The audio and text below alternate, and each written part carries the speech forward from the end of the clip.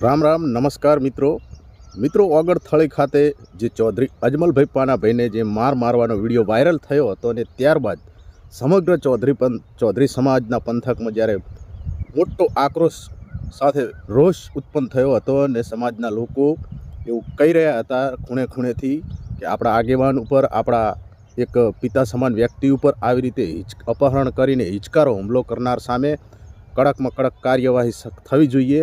તો એના સંદર્ભે મિત્રો આજના વિડીયોની અંદર વિસ્તાર સાથે વાત કરવી છે, માટે બન્યા રહેશો, વિડીયોમાં સપોર્ટ સાથે બન્યા રહેશો, પૂરેપૂરો વિડીયો સાંભળજો શું હતી સમગ્ર ઘટના અને અત્યારે એ હુમલો વધારે ને વધારે ઉગ્ર થતો જોવા મળી રહ્યો છે, આનું કારણ શું છે એનો વિસ્તાર સાથે આપણે આ વિડીયોની અંદર વર્ણન કરવું છે, વાત કરવી છે। બન્યા રહેશો વિડીયોની અંદર। આ ચેનલની અંદર નવા આવેલા હોય તો મિત્રો ખાસ કરીને આ ન્યાય મંદિર ન્યૂઝ ચેનલને સપોર્ટ કરવા અને સબસ્ક્રાઈબ કરવા માટે વિનંતી છે, જેથી કરીને આવા વિડીયો આપના સુધી પહોંચતા કરીશ। તો વાત કરીએ મિત્રો કે જ્યારે થોડા દિવસો પહેલાં ચૌધરી અજમલભાઈ પાનાભાઈ એમનું થરાદ દિયોદર નાળા ખાતેથી અપહરણ કરીને ઓગણનાથ બળદેવગીરી બાપુના અમુક અનુયાયીઓ દ્વારા એમની જ ગાડીમાં અપહરણ કરી અને ઓગળ ખાતે લઈ ગયા અને ત્યારબાદ એમની સાથે ગાળાગાળી કરી અને ઢોર મારવાનો એમને આક્ષેપ લગાવ્યો છે અને વિડીયોની અંદર સ્પષ્ટ જોવા પણ મળી રહ્યું છે। અને એ ત્યારબાદ સમગ્ર ચૌધરી સમાજની અંદર એક રોષ ઉત્પન્ન થયો અને જેના કારણે ચૌધરી અજમલભાઈ પાનાભાઈએ થરાદ પોલીસ સ્ટેશન ખાતે ફરિયાદ કરવામાં આવી બળદેવગીરી અને એમના અનુયાયીઓ સામે। એના પછી પોલીસ તપાસ હાથ ધરી એ પણ આપણે જોયું અને ત્યારબાદ લગભગ 3 જેટલા આરોપીઓને ઝડપી અને જે જગ્યાએથી અજમલભાઈ ચૌધરીનું અપહરણ કરવામાં આવ્યું હતું એ જગ્યાએ એમનું રિકન્સ્ટ્રક્શન કરવામાં આવ્યું। પરંતુ આ તમામ કાર્યવાહી થતાં હજુ પણ ચૌધરી સમાજ એક નારાજગી વ્યક્ત કરી રહ્યા છે અને અસંતોષ વ્યક્ત કરી રહ્યા છે કે જેના સંદર્ભે 18 તારીખના રોજ ઘણા બધા ચૌધરી સમાજના આગેવાનો અનુયાયીઓ સાથે મળી અને પાલનપુર ખાતે એસપી કચેરીએ એ રેલી કાઢી અને એક આવેદનપત્ર આપવા ગયા હતા। કારણ એ હતું કે હજુ પણ ચૌધરી સમાજને એવું લાગી રહ્યું છે કે અજમલભાઈ પાનાભાઈ ચૌધરીને પૂરતો ન્યાય આપવામાં આવ્યો નથી। એમને જે રીતે એફઆઈઆર કરી હતી એના ઉલટાનો કાર્યવાહી કરવામાં આવી છે। જેટલા આરોપીઓને એમને નામ નોંધવામાં આવેલા હતા એફઆઈઆરમાં, બળદેવગીરી બાપુ સામે પણ એફઆઈઆર કરાવવામાં આવી હતી, તો એ લોકોને હજુ સુધી કેમ ઝડપવામાં આવ્યા નથી, એવી રીતે ચૌધરી સમાજ રોષ વ્યક્ત કરી રહ્યા છે। અને બીજું પણ એક બાજુ આપણે જોઈએ કે અજમલભાઈ ચૌધરી જે ખાનગી હોસ્પિટલ ખાતે સારવાર લઈ રહ્યા હતા તે દરમિયાન એમને પણ એક નિવેદન આપ્યું છે, જે હર્ષ સંઘવીને સીધું કહેવામાં આવ્યું છે કે જો મને યોગ્ય ન્યાય નહીં મળે, મારી લખાવેલી એફઆઈઆર પ્રમાણે જો તપાસ નહીં થાય અને કાયદો હાથમાં લેવામાં નહીં આવે અને આગળ જે બળદેવગીરી બાપુને એમની પોલીસ ધરપકડ નહીં કરે ત્યાં તો હું હર્ષ સંઘવીને ચેતવણી આપું છું કે હું આપઘાત કરીશ અને એના જવાબદાર સરકાર રહેશે। આવો વિડીયો એમને વાયરલ કર્યો છે, એ આપણે સાંભળી લઈએ। આ મારી જે અરજી લઈ ગયેલા છે ને એ અરજી જે માલિકનું નામ જે મનતું નથી લખેલું બલદેવનાથનું, એ કદાચ હું આપણા ગુજરાત રાજ્યના ગૃહમંત્રીને પણ કહું છું કે જે તમે આ મને રિવોલ્વર ભરે જે બીવરાયો છે, મને માર્યો છે, એનું જો નામ ના હોતું હોય તો હું અસંતોષ છું અને આને જો કોઈ પણ કાયદેસરની કાર્યવાહી નહીં થાય તો હું આપઘાત કરીશ। તો આપના ગુજરાતના ગૃહમંત્રીની આ જવાબદારી રહેશે, કારણ કે મને એવું થાય છે કે મને સંતોષ ના મળ્યો એનાથી હું પણ આપઘાત કરેલું છે। તો મિત્રો આ આખી મેટર જે હતી એ આખે આપણે અત્યાર સુધી જોઈ રહ્યા છીએ। અપડેટ ટુ અપડેટ અનેક રોજને રોજ નવી ચર્ચાઓ એની અંદર જોવા મળી રહી છે। ચૌધરી સમાજ બોલી રહ્યો છે કે હજુ પણ અમને ન્યાય નથી મળ્યો, અજમલભાઈ કહી રહ્યા છે કે હજુ પણ મને ન્યાય નથી મળ્યો અને એના સંદર્ભે વારંવાર ચીમકીઓ આપી રહ્યા છે। હર્ષ સંઘવીને પણ ચીમકી આપી દીધી અજમલભાઈ ચૌધરીએ। તો આગળની કાર્યવાહીમાં પોલીસ હવે શું કરે છે એ પણ આપણે જોવાનું બાકી છે।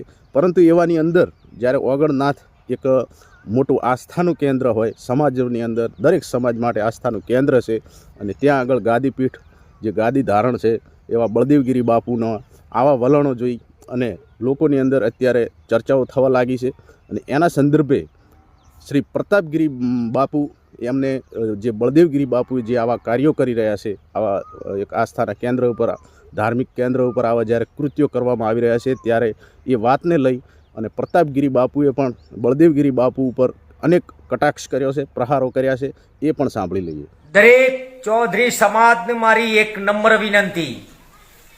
હું પ્રતાપગીરી મહારાજ બોલું, ચેહરગીરી મહારાજનો શિષ્ય અને ગુલાબગીરી મારો ભાઈ હતો. પણ આજે જે મહાન ઓગળ મહારાજની ગાદી ઉપર બેસીને જો કદાચ રિવોલ્વર બતાવતો હોય, કોઈ પુરુષોને શિષ્યોને ધમકાવતો હોય, એના ગુંડા ટપેરિયા લઈને, તો આજ પ્રતાપગીરી મહારાજ બોલું છું, હું ચેહરગીરી મહારાજનો શિષ્ય. પણ મારા ભગવા ભેખને ડાગ લાગે એવું કોઈ બી કામ કરતો હોય તો સિંહાસનના લાયક નથી. કારણ કે ઓગળ મહારાજની જમીન છે અને ઓગળ મહારાજના ઘૂઘરા ઉડીને મારા મનસા નાથ નિબંધ દોડાતા અને કોઈ ઘૂઘરા બોધવા લાયક હજી આવ્યો નથી. એ જહુ માતાની જગ્યા છે જેના મસ્તક ઉપર હતી. પણ કદાચ કોઈ સંત ગુંડા રાખે અને કદાચ જો સમાજ ઉપર આવી ટીકા કરે તો આ સંતો મારા બદનામ થાય, મારો ભગવો ભેખ બદનામ થાય. તો આજ હું દરેક સમાજને કહું છું કે આવા મહંતોનું ઓળખો. આ મહંત નથી, આ મહંત થવાના લાયક નથી. સંત કેવો હોય?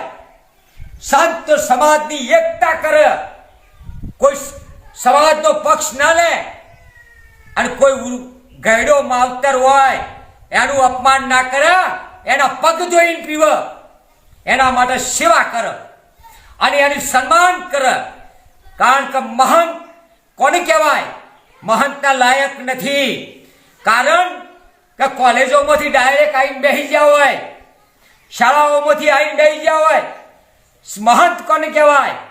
12 વર્ષ તપ કરતો હોય, જેના પાસે સિદ્ધિઓ હોય, લંગોટનો પાકો હોય, જીવનનો સાચો હોય, એ હોય ભગવાન કા બંદા. નહીતર બાકી આવા ફંદા હોય. આજ હું એટલું કહેવા માંગુ છું મારા દરેક સમાજને કે આવા નકલી સાધુઓ ગાદીઓ પર બેઠા હો તો હટાવો. તમે પૈસા મત આપો, વરઘોડા મત કરો. છત્રી કોના માથા હોય? સિદ્ધ પુરુષ હોય, ગોરખનાથ જેવો, મચ્છંદરનાથ જેવો, અરે દધીજી જેવો, વિશ્વામિત્ર જેવો, પરશુરામ જેવો સંત હોય તો એના માથા ઉપર 17 હોય. પણ હે પાગલો ભક્તો, મારી એક વાત સાંભળો. આ પ્રતાપગીરી મહારાજનો શબ્દ કે સંત કહેવાના લાયક નથી દેવ દરબારનો મહાત્મા. તમે શા માટે એને મહાત્મા કહો છો?